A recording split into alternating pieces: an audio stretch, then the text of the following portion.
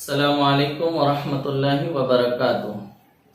الصلاۃ والسلام علیک یا رسول اللہ، الصلاۃ والسلام علیک یا حبیب اللہ صلی اللہ تعالی علیہ وسلم۔ الحمد للہ رب العالمین والصلاۃ والسلام علی سید المرسلین، اما بعد۔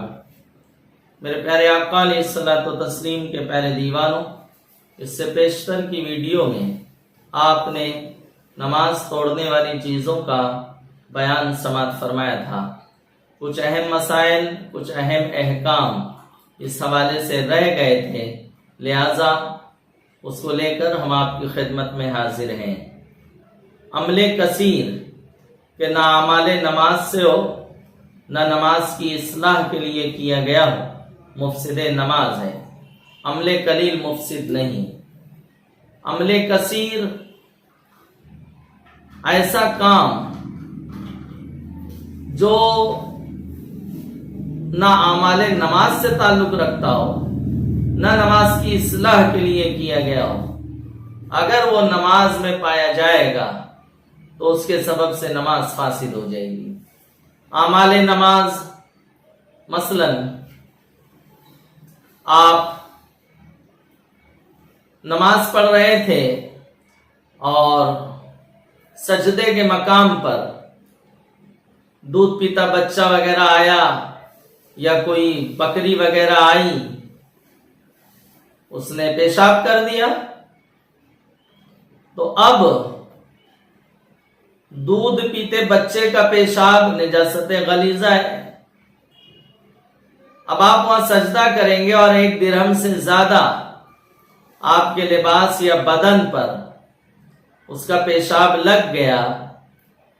یا حلال جانور کا پیشاب، جیسے میں نے بکری کی مثال دے دی ہے، تو نجاست خفیفہ ہے۔ لباس یا بدن کے جس حصے میں لگا، اگر 1/4 سے کم میں تو معاف ہے، 1/4 کے برابر یا اس سے زیادہ ہے تو بغیر دھلے نماز نہیں ہوگی۔ تو دودھ پیتے بچے کی بات کر لیتے ہیں، اس نے پیشاب کر دیا، تو اب ظاہر سی بات ہے آپ سجدے میں جائیں گے تو آپ کا ہاتھ ٹکے گا، گھٹنا ٹکے گا، چہرہ، ناک، پیشانی وہاں لگے گی، اور اس حصے پر پیشاب ہے تو درہم سے زیادہ لگ جائے گا تو دھونا فرض ہوگا، برابر لگ جائے گا تو واجب ہو جائے گا، تو نماز آپ کیسے پڑھ سکیں گے؟ تو اب آپ اپنی نماز بچانے کے لیے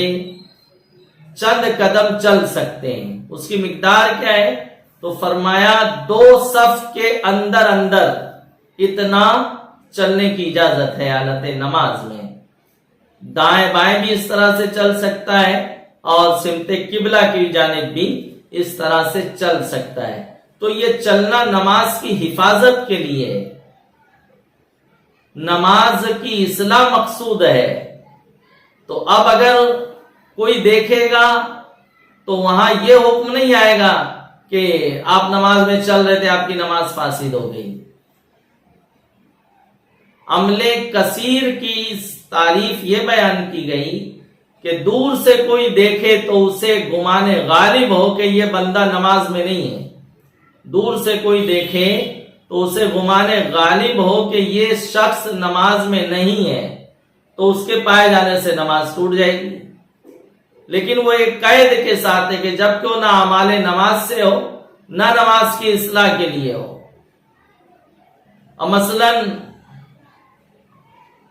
دونوں ہاتھ سے کوئی تہبند باندھ رہا ہے، دونوں ہاتھ سے کوئی بٹن لگا رہا ہے حالت نماز میں، تو اب اگر کوئی دیکھے گا تو اسے گمان غالب یہی ہوگا کہ بندہ نماز میں نہیں ہے،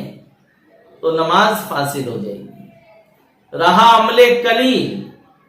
تو عمل قلیل سے نماز ہو جاتی ہے، بلکہ قاعدہ کلیہ یہ ہے کہ ہر وہ عمل قلیل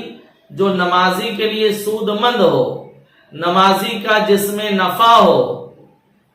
تو عین نماز میں اس کو کرنے کی اجازت ہے۔ جیسے مثال کے طور پر پسینہ وغیرہ بہہ رہا ہے، پیشانی سے بے چینی ہوتی ہے، عمل قلیل کے ساتھ ایک ہاتھ سے آپ نے ایسے کر دیا اب اس کو آستین وغیرہ میں جذب کر لے، مسجد وغیرہ میں نہ چھڑکے، تو اس کی اجازت ہے۔ یا پیشانی وغیرہ پر بوسیدہ چٹائی تھی پرانی، اس کے ریشے وغیرہ ناک پہ لگ گئے تو الجھن ہوتی ہے، یہ حصہ بہت حساس ہوتا ہے، تو عمل قلیل کے ساتھ وہ ایسے ہٹا دیا، تو اس میں کوئی حرج نہیں ہے۔ بلکہ ہر وہ عمل قلیل جس جو نمازی کے لیے مفید ہے، عین نماز میں کرنے کی اجازت ہے۔ مثلا مکھی ہے، ہٹا دینا، مچھر کاٹ رہا ہے اسے ہٹا دیا، بلکہ وہ ہاتھ میں اگر سپڑ گیا آپ نے مار بھی دیا تو نماز میں کوئی قباحت نہیں آئے گی، نماز میں کوئی حرج نہیں آئے گا، کیونکہ اس کا جو خون ہے وہ بہتا ہوا خون نہیں ہے، اور بہتا ہوا خون جو خون بہہ کے نہ نکلے، جو بہتا ہوا نہیں ہے وہ خون بھی پاک ہوتا ہے۔ تو میرے عزیزوں، اب اس میں موبائل کا ایک اہم مسئلہ سن لیں۔ ابھی آپ نے سماعت کیا کہ ہر وہ عمل قلیل جو نمازی کے لیے فائدہ مند ہے، عین نماز میں اس کی کرنے کی اجازت ہے۔ تو اب آپ نماز میں ہیں، فون سائلنٹ کرنے، سوئچ آف کرنے آپ بھول گئے، اور کسی نے کال کر دیا، حالانکہ کال لگانے والے کو بھی سمجھنا چاہیے کہ ہم جس کو فون کر رہے ہیں وہ نماز کا پابند ہے، جماعت کا وقت ہے، مسجد میں ہوگا، تو دھیان رکھنا چاہیے۔ بہرحال اس نے خیال نہیں کیا اور لگا دیا، اور آپ سائلنٹ کرنا بھول گئے، سوئچ آف نہیں کیا ہے آپ نے۔ اب مسجد میں رنگ بج رہی ہے، شور ہے مسجد میں، تو آپ کی نماز میں بھی خلل ہو رہا ہے۔ پوری جماعت خانے، پوری مسجد میں جتنے لوگ موجود ہیں سب کی نماز میں انتشار ہے، اور سبب آپ ہیں، تو آپ عمل قلیل کے ساتھ اس کو بند کر سکتے ہیں۔ اب ایسا نہیں کہ جیب سے آپ موبائل نکال کے بند کریں، بلکہ جیسے اوپر کے پاکٹ میں یا سائیڈ کے پاکٹ میں ہے تو جو سائیڈ کا بٹن ہوتا ہے، ہلکے انداز میں آپ اس کو پش کر دیں، فون تھوڑی دیر کے لیے سائلنٹ ہو جائے گا، جو شور ہو رہا تھا وہ بند ہو جائے گا۔ تو عمل قلیل کے ساتھ اس کی اجازت ہے۔ کرتا یا پائجامہ پہنا یا تہبند باندھا تو نماز جاتی رہی، وجہ یہ کہ عمل کثیر ہو گیا۔ دور سے اگر کوئی ہم کو دیکھے گا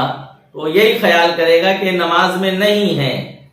جیسے ٹوپی گر پڑی، تو اگر ٹوپی کڑک ہے، جو چٹائی کی رہتی ہے یا ماما وغیرہ باندھتے ہیں جس پر، وہ کڑک ہوتی ہے، ایک ہاتھ سے آپ اس کو رکھ سکتے ہیں۔ لیکن اگر وہ پتلی کپڑے کی ٹوپی ہے، نیٹ کی ہے، جو چائنا والی ٹوپی آتی ہے عموماً، وہ ایک ہاتھ سے صحیح ہوگی نہیں، اب دونوں ہاتھ لگائیں گے تو عمل کثیر ہو جائے گا، نماز فاسد ہو جائے گی۔ نماز کے اندر کھانا پینا مطلقاً نماز کو فاسد کر دیتا ہے، جان بوجھ کر ہو یا بھول کر ہو، تھوڑا ہو یا زیادہ ہو، یہاں تک کہ اگر تل بلا چبائے نگل لیا یا کوئی بوند منہ میں گری اور نگل لیا، نماز جاتی رہی۔ حالت نماز میں کھانا پینا مطلقاً نماز کو فاسد کر دیتا ہے، مطلقاً یعنی ہر کنڈیشن میں نماز فاسد ہو جائے گی، چاہے تھوڑا کھائے چاہے زیادہ کھائے، جان بوجھ کر ہو یا بھولے سے ہو، بہرحال اس کی نماز جاتی رہے گی۔ اب عموماً ایسا ہوتا ہے کہ جمعہ وغیرہ میں ہم تاخیر سے پہنچے، بارش کا موسم ہے،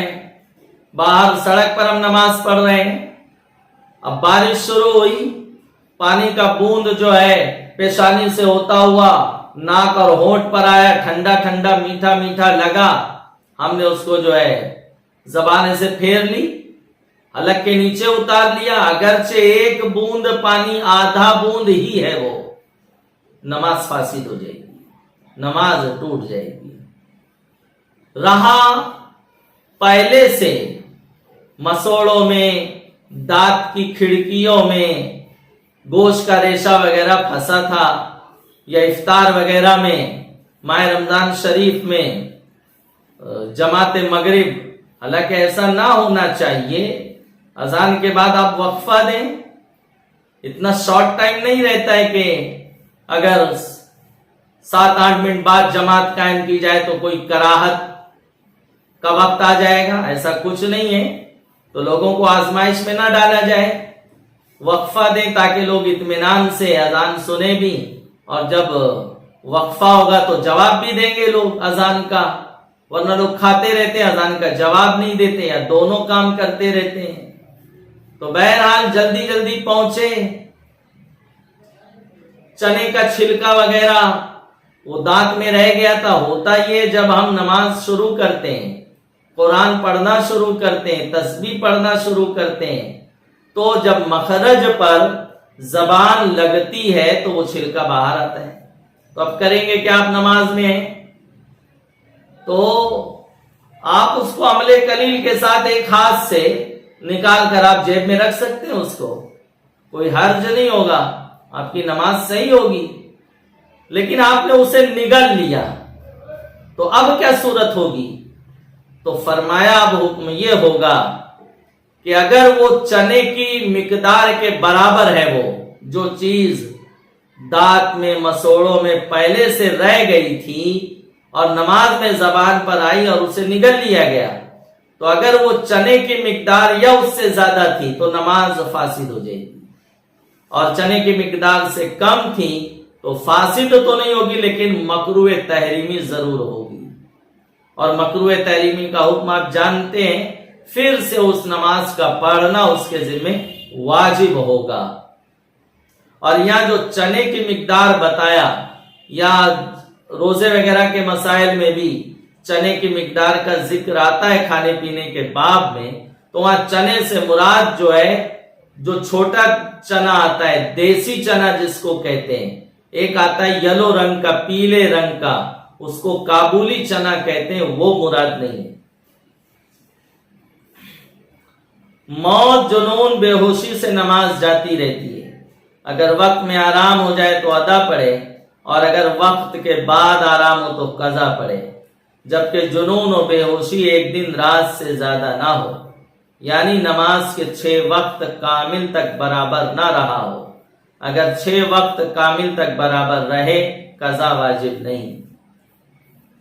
حالت نماز میں کسی کو موت آ گئی، سبحان اللہ، بہت پیاری موت ہے،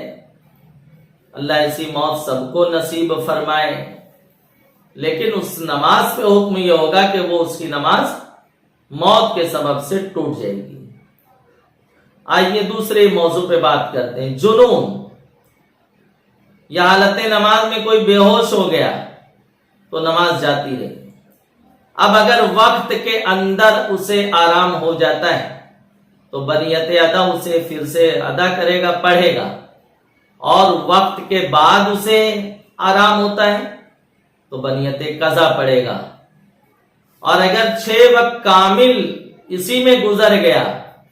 جیسے کوئی بے ہوش ہوا، فجر کا وقت گزرا، ظہر، عصر، مغرب، عشاء کا وقت گزرا، 5 وقت، دوسرے دن بھی فجر کا وقت گزر گیا اور وہ ہوش میں نہیں آیا، تو اب یہ 6 نمازیں اور اس بے ہوشی میں جتنی نمازیں جائیں گی، ہوش میں آنے کے بعد ان ساری نمازوں کی قضائیں اس پر معاف ہوگی۔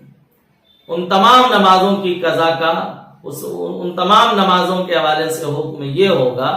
کہ اس کی قضا اس پر لازم نہیں آئے گی، کیونکہ 6 نماز کا وقت اس حالت میں گزر جائے جس میں نماز پڑھنے سے وہ قاصر ہے، جیسے بے ہوش ہے،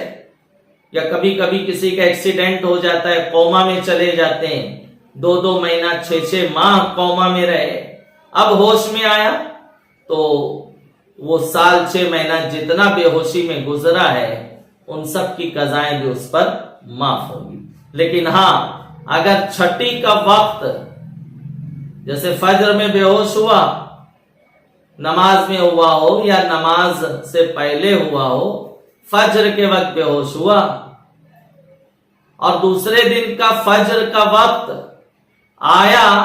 ابھی سورج طلوع نہیں ہوا تھا کہ ہوش میں آ گیا، تو اب یہ فجر کی قضا، معاف کیجیے گا، 5 وقت کی نماز جو قضا ہوئی ہے گزرے ہوئے دن کی،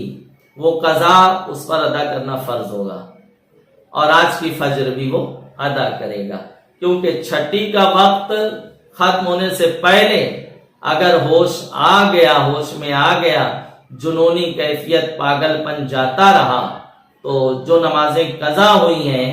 ان کی قضا کا حکم دیا جائے گا، اسے ادا کرنا ہوگا، اور چھٹی کا وقت بھی اسی حالت میں گزر گیا تو اب قضائیں معاف ہو جائیں گی۔ قصدن وضو توڑا یا کوئی سبب غسل پایا گیا، نماز جاتی رہی، حالت نماز میں جان بوجھ کر کسی نے وضو توڑ دیا تو نماز ٹوٹ جائے گی۔ خود بخود وضو ٹوٹا تو نماز نہیں جائے گی، وہ وضو کر کے آئے جہاں سے چھوڑا تھا وہاں سے شروع کرے، لیکن یہ اتنا آسان نہیں ہے، اس کی قریب جو ہے 13 سے 14 شرطیں ہیں، اسے کہتے ہیں بنا کرنا، تو وہ ساری شرائط پائے جائیں گے تو اس کی اجازت ہے کہ جہاں سے چھوڑا ہے وہیں سے کنٹینیو کرے، وہیں سے پڑھے۔ لیکن یہ بھی فرمایا بار شریعت میں کہ اگرچہ وہ ساری شرطیں پائی جا رہی ہیں پھر بھی نئے سرے سے پڑھنا یہی بہتر ہے۔ کسی رکن کو ترک کیا جبکہ اس کو اسی نماز میں ادا نہ کر لیا ہو، نماز جاتی رہی۔ حالت نماز میں کوئی رکن ہم سے ترک ہو گیا، رہ گیا ادائیگی سے، جیسے مثال کے طور پر ہم سجدے میں گئے اور سو گئے، سجدے میں ابھی سر بھی نہیں رکھا تھا کہ سو گیا، یا قیام میں سوتا رہا، تو جو رکن سوتے میں ادا کیا گیا وہ مانا نہیں جائے گا۔ اب وہ سوچتا ہے کہ یہ تو ہو گیا اور کنٹینیو نماز کو کیا تو اس کی نماز نہیں ہوگی، کیونکہ سوتے میں جو رکن ادا کیا گیا وہ رکن مانا نہیں جائے گا۔ تو کسی رکن کو ترک کیا جبکہ اس کو اسی نماز میں ادا نہ کر لیا ہو، نماز جاتی رہی۔ یا ایک عام سی بات ہے کہ کسی رکعت میں ایک ہی سجدہ کیا تو فرمایا جب یاد آئے ایک سجدہ کر لے، دوسری رکعت میں یاد آیا یا تیسری میں یاد آیا یا قاعدہ آخرہ میں بیٹھنے کے بعد یاد آیا کہ ہم نے فلاں رکعت میں ایک ہی سجدہ کیا ہے، تو ایک سجدہ کر لے گا اور اس کے بعد سجدہ سہو کے ساتھ وہ اپنی نماز پوری کرے گا۔ سجدہ سہو اس لیے ہوگا کہ واجب کی ادائیگی میں، فرض کی ادائیگی میں دو فرض کے درمیان اگر 3 سبحان اللہ کی تاخیر ادائیگی میں اتنا وقفہ گزرے تو سجدہ سہو واجب ہو جاتا ہے۔ بلا عذر نماز کی کسی شرط کو ترک کیا، نماز جاتی ہے۔ جو شرائط نماز ہے، طہارت، ستر عورت، وقت، استقبال قبلہ، نیت، تکبیر تحریمہ، تو ان شرائط میں سے کوئی شرط اگر بلا عذر شرعی ترک ہوئی تو نماز نہیں ہوگی، اور اگر عذر شرعی کے سبب سے ترک ہوئی ہے تو بہرحال اس کی نماز ہو جائے گی۔ جیسے کوئی اتنا معذور ہے کہ زخم سے کثرت سے خون بہتا ہے، اب وہ مریض کو جس بچھونے پر لٹایا گیا ہے بیڈ پر وہ خون آلودہ ہے، نجس ہو گیا ہے وہ، تو اب وہ جانتا ہے کہ اگر اسے بدلا جائے تو پڑھتے پڑھتے دوبارہ اتنا ہی نجس ہو جائے گا، جیسے درہم سے زیادہ خون لگ گیا ہے یا درہم کے برابر لگ گیا ہے تو بھی دھونا واجب ہے، درہم سے زیادہ لگ گیا ہے تو دھونا فرض ہے۔ اب وہ جانتا ہے کہ نماز پڑھتے پڑھتے دوبارہ اتنا ہی نجس ہو جائے گا، تو دھونا نہیں دھونا، بدلنا نہیں بدلنا، دونوں برابر ہوا، یا اتنی جلدی نجس تو نہیں ہوگا لیکن کپڑا بدلنے سے مریض کو شدت کی تکلیف ہوگی تو اب نہیں بدلا جائے گا، اب اس کی نماز اسی نجس بچھونے پر ہو جائے گی۔ اگرچہ مصلی نجس ہو جائے اس کی نماز ہو جائے گی، لیکن اس کنڈیشن کے ساتھ جو میں نے عرض کی۔ تو یہاں عذر کے سبب سے طہارت کی جو شرط ہے وہ نہیں پائی جا رہی لیکن نماز ہو جائے گی. لیکن بغیر عذر شرعی کے اگر کوئی شرائط میں سے کوئی شرط چھوٹتا ہے یا فرائض میں کوئی فرض رہ جاتا ہے تو بہرحال نماز نہیں ہوگی. قاعدہ آخرہ کے بعد سجدہ نماز یا سجدہ تلاوت یاد آیا، اس کو ادا کیا اور ادا کرنے کے بعد پھر قاعدہ نہ کیا تو نماز نہ ہوئی. قاعدہ آخرہ میں یاد آیا کہ میں نے آیت سجدہ پڑھی تھی تو سجدہ تلاوت کیا، سجدہ تلاوت کرنے کے بعد دوبارہ اسے قاعدہ کرنا ہوگا. اگر وہ سوچے پہلا جو قاعدہ کر لیا وہی آخرہ ہے تو وہ مانا نہیں جائے گا. اگر سجدہ تلاوت کے بعد قاعدہ آخرہ نہیں کرتا ہے اور سلام پھیر دیتا ہے تو نماز فاسد ہو جائے گی. میرے پیارے آقا علیہ السلام کے پیارے دیواروں، یہ مزید چند باتیں تھیں جن کے سبب سے نماز ٹوٹ جاتی ہے، جن کے پائے جانے سے نمازی نماز سے نکل جاتا ہے، میں نے آپ کے سامنے پیش کی. اللہ تعالی مسائل شرعیہ کی سمجھ عطا فرمائے، نماز کی محافظت کی ہمیں خوب توفیق عطا فرمائے. السلام علیکم ورحمۃ اللہ وبرکاتہ.